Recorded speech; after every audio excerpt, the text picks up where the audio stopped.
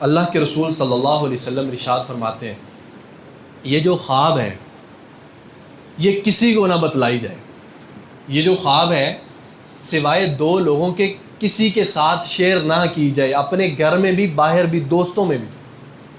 خواب آئی ہے نا کسی کو تو کسی کے ساتھ شیئر نہ کی جائے. کیوں؟ وجہ کیا ہے؟ خواب اس وجہ سے شیئر نہ کی جائے ان الرؤیا تقع علی ما تعبر، کہ اگر کسی نے سنا آپ کی خواب کو، اس نے اس کی تعبیر کر دی تو اس کا مطلب ہے عین ویسے ہی ہو جائے گا جیسے اس نے تعبیر کی.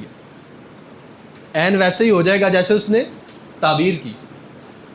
اللہ کے رسول صلی اللہ علیہ وسلم فرماتے ہیں دو لوگوں کے سوا اپنی خواب کسی کو نہ بتائیں، ایک معبر، دوسرا اہل رائے اہل علم. اہل رائے اہل علم، معبر کو خواب بتلائیں، وہ خواب کی اچھی تعبیر کرے گا کیونکہ خواب کی تعبیر بھی ایک علم ہے.